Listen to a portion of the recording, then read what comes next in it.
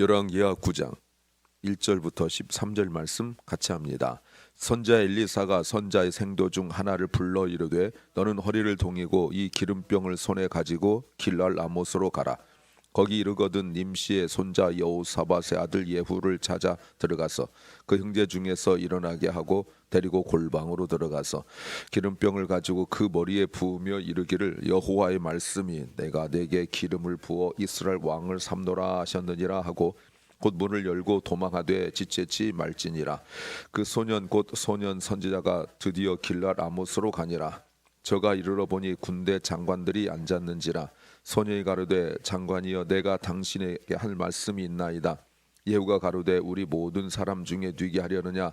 가로되 장관이여 당신에게니이다. 예후가 일어나 집으로 들어가니 소년이 그 머리에 기름을 부으며 이르되 이스라엘 하나님 여호와의 말씀이 내가 내게 기름을 부어 이스라엘 여호와 백성 곧 이스라엘 왕을 삼노니 너는 내 주 아합의 집을 치라. 내가 나의 종 곧 선지자들의 피와 여호와 종들의 피를 이세벨에게 갚아주리라. 아합의 온 집이 멸망하리니 이스라엘 중에 매인자나 노인자나 아합에게 속한 모든 남자는 내가 다 멸절하되 아합의 집을 느바세 아들 여로보암의 집과 같게 하며 또 아히야 아들 바하사의 집과 같게 할지라. 이스라엘 지방에서 개들이 이세벨을 먹으러니 저를 장사할 사람이 없으리라 하셨느니라 하고 곧 문을 열고 도망하니라. 예후가 나와서 그 주인의 신복들에게 이르니 한 사람이 묻되 평안이뇨. 그 미친 자가 무슨 까닭으로 그에게 왔더뇨. 대답하되 그대들이 그 사람과 그 말한 것을 알리라. 무리가 가로되 당치 않은 말이라. 그대는 우리에게 이르라. 대답하되 저가 이리이리 내게 말하여 이르기를 여호와의 말씀이 내가 내게 기름을 부어 이스라엘 왕을 삼는다 하셨다 하더라. 무리가 각각 자기의 옷을 급히 취하여 섬돌이 곧 예후의 밑에 깔고 나팔을 불며 가로되 예후는 왕이라 하니라. 아멘. 엘리사의 죽음이 나타나기 전 마지막 사역이라고 볼 수 있습니다. 오늘 9장 그리고 10장은 예후가 북이스라엘 예후가 왕이 되어서 그리고 어떤 일을 했는지에 관한 내용인데 한 사람이 왕이 되어서 그리고 그 사람 어떤 인생을 살았는지가 굉장히 길게 나오고 있습니다. 오늘은 예후가 북이스라엘 왕으로 기름 부음을 받는 내용입니다. 설교 제목은 알고 믿고 순종하면 누리는 은혜가 있다. 알고 믿고 순종하면 누리는 은혜가 있다는 제목입니다.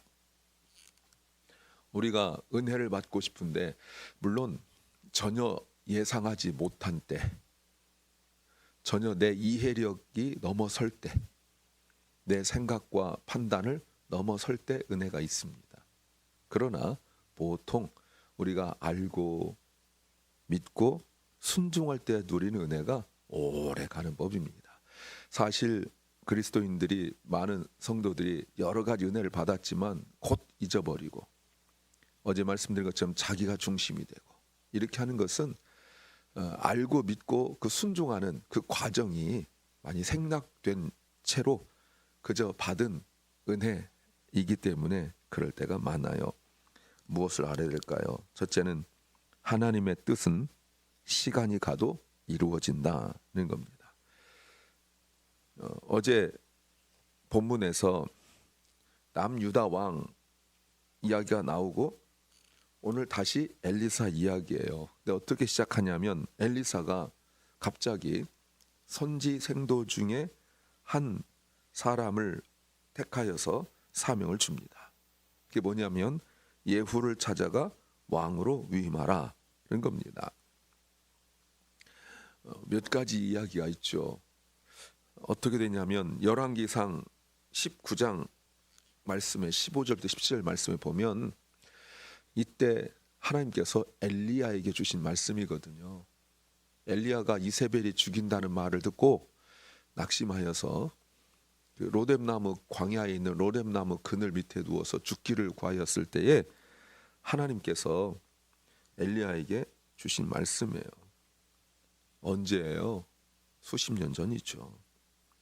정확히 몇 년인지는 잘 몰라요. 엘리야가 가장 절망스러울 때 하나님께서 주신 말씀이에요. 엘리야, 너를 괴롭히고 있는 그 문제의 근원, 이세벨의 문제의 근원을 본다면 문제의 근원을 없앨 것이다 라고 말씀하시죠. 그리고 이미 그때 예후가 지금 군대 장관이지만 아마 그때는 어떤 위치인지는 정확히 몰라요. 그런데 이미 하나님께서 예후를 선택하시고 이 일을 진행할 것을 엘리야에게 말씀하셨어요. 그리고 난 이후에 세월이 지나가고 있는 것입니다. 비록 엘리야가 그 일을 할 수 없었어요.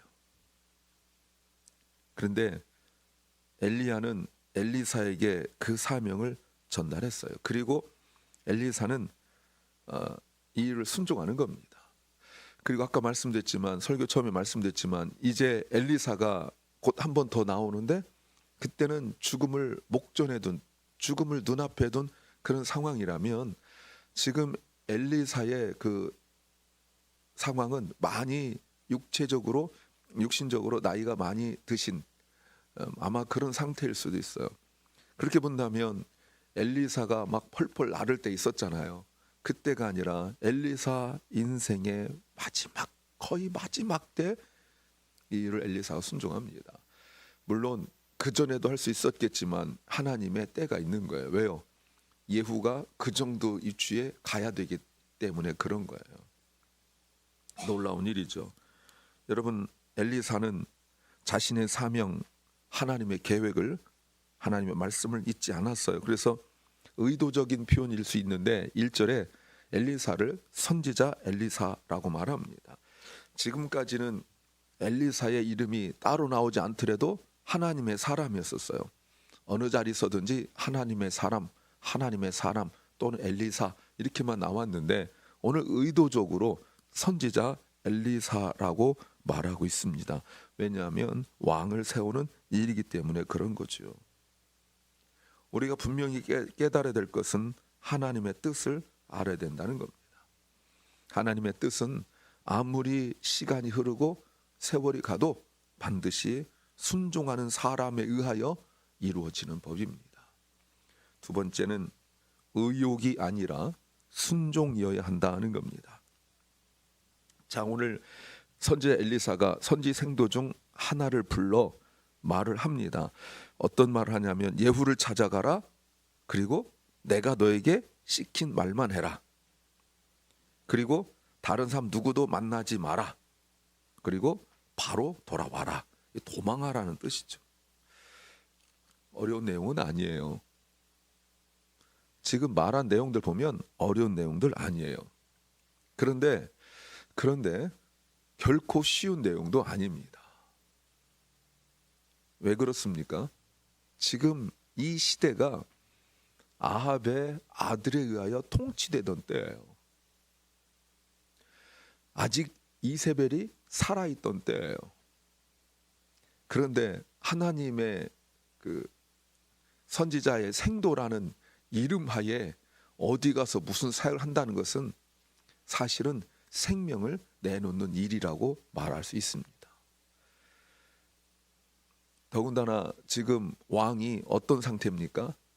아람과의 전쟁에서 부상을 당하여서 지금 요양하고 있는 그런 상태거든요. 그리고 있는 지역이 길라 라못입니다. 전쟁 중이라고 말할 수 있습니다. 전쟁이 끝나지 않고 소강 상태든지 휴전일 수 있겠지만 어찌됐든 전쟁 상황 속에서 다음 왕을 세운다는 것은 그 일을 하는 사람이 사실은 생명을 내놓을 수 있는 일이라고 말할 수 있어요. 예후가 할 일이 무엇이냐면 아합의 집을 멸망시키는 겁니다. 왜 아합의 집이 멸망당하죠? 하나님께서 설명하신 것을 보시면 여러 차례 하나님께서 기회를 주셨는데 그 기회를 놓쳤죠. 이렇게 말씀하고 있습니다. 7절에 내가 나의 종 곧 선지자들의 피와 여호와의 종들의 피를 이세벨에게 갚아주겠다라고 말씀하시죠. 완전히 멸망시켜 버릴 거라는 거예요. 그리고 이세벨의 시체를 찾지도 못할 거라고 말합니다. 개들이 와서 이세벨의 시체를 먹을 거래요. 잔인하죠. 이렇게 멸망받은 사람이 없거든요. 하나님의 종을 향한 하나님의 마음, 왜 그때 그렇게 이세벨이 하나님의 종들을 핍박하고 죽이고 막 이럴 때 왜 가만히 계셨는가? 그런 의문은 우리가 품고 있죠. 그때 당시도 그런 생각을 가진 분들이 있었을지 모르겠습니다만, 어찌 보면 왜 그때 바로바로 즉각 역사하지 않는가?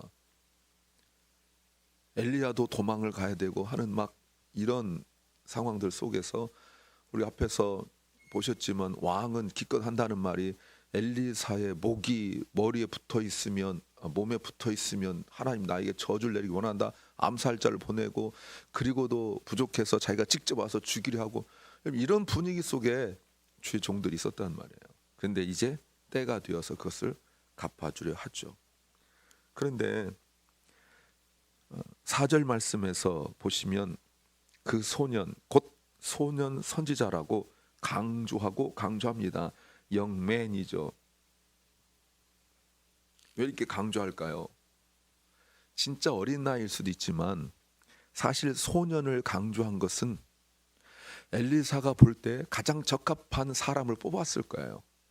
믿음의 모습, 성품 이런 걸 보고 뽑았을 거예요. 그러나 그냥 선지 생도 중에 하나라고 1절에 나와 있는데 4절에서 소년이라고 말한 것은 순종하기 어려운 나이라고 말할 수 있는 거예요.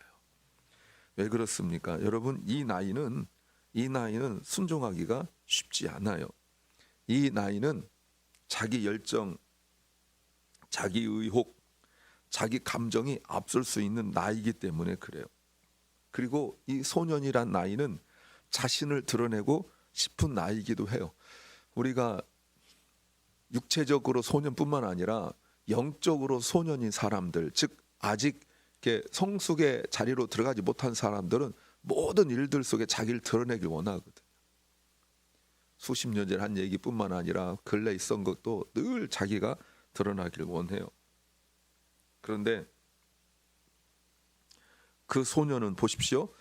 엘리사가 말한 대로 가서, 그리고 10절 말씀에서 보니까 곧 문을 열고 도망갔다. 문을 열고란 말을 강조 표현해요. 문을 꼭 닫아놨는데 그게 장애가 될 수 있다는 거거든요. 골방에 들어가 있고 둘만 있기 때문에 얼마든지 뻐기면서 마치 자기가 뭐 한 듯, 우리가 계하시 봤잖아요. 자기가 뭐 한 듯 내세울 수 있는데 이 소년 생도 선지자는 그런 소리 하나도 하지 않았어요. 자기를 드러내지 않았어요. 이게 순종이죠. 이름도 몰라요. 심지어 밑에서는 그 예후랑 같이 있었던 군대 장관들이 뭐라고 말하냐면 그 미친놈이라고 말해요. 여러분 보세요. 이렇게 생색낼 수 있는 자리, 이 말밖에 할 말이 없을까요? 둘이 있을 때 나중에 분명히 예후가 왕이 되는데 어떤 그 부탁 같은 거, 아니면 내 이름이 누구라는 거 말할 수 있잖아요. 그런데 엘리사가 말한 대로 그대로 해요. 이게 순종의 모습이죠. 여러분, 더 할 수 있지만, 더 의욕이 넘칠 수 있지만, 더 열정이 넘칠 수 있지만, 말씀하신 대로 할 수 있는 순종이 필요합니다. 맡긴 것만 할 수 있는 순종, 더 나아가지 않는 순종, 이 순종의 모습을 보여주고 있죠. 전혀 순종하지 않는 그 사람들 속에서 이런 순종의 모습을 보여주고 있는 거예요. 이름도 모르는 이분의 모습 말이죠. 왜 하나님께서 엘리야뿐만 아니라 엘리사를, 그리고 엘리사의 제자인 그 청년 선지자까지 우리에게 순종하는 것을 보여주고 계십니까? 하나님께서 말씀하신 것만 하는 그 순종이 필요하다는 것을 우리에게 가르쳐주고 있는 거죠. 이 아주 작은 것, 어찌 보면 매우 작은 거죠. 그 작은 것 또는 뭐 또 다른 측면 보면 큰 것이기도 하지만 이런 말한 대로 하는 이 순종으로부터 시작해서 사실은 큰 순종까지 나아갈 수 있는 겁니다. 아주 작은 것부터 순종하는 훈련이 되어 있어야 우리가 십자가 앞에 나갈 수 있는 거지, 그냥 어떻게 살다가 십자가 앞에 갈 수가 없습니다. 왜 우리 앞에 앞선 세대가 그리고 신앙의 선배들이 그 수많은 사람들이 신앙생활을 했다 하지만 그 신앙의 모범을 보인 사람들이 적은 이유는 작은 순종하지 않았기 때문에 그런 거예요. 네가 작은 일에 충성하였은즉 큰 일을 맡기리라. 이 큰 일이 무슨 뭐 대단한 것만 한다고 생각하지 마세요. 작은 일이 모여야 되는 거죠. 작은 일에 순종하는 그 순종으로 우리가 하나님의 뜻을 이룰 수 있습니다. 세 번째는 하나님이 이루실 이 일을 믿어야 한다는 겁니다. 11절에 예후가 돌아오니까 함께 있던 동료들이 묻습니다. 11절에 그 미친 자가 무슨 까닭으로 그대에게 왔더뇨. 선지자 생도인 줄 압니다. 그러면서 하는 것이 영적인 수준이에요.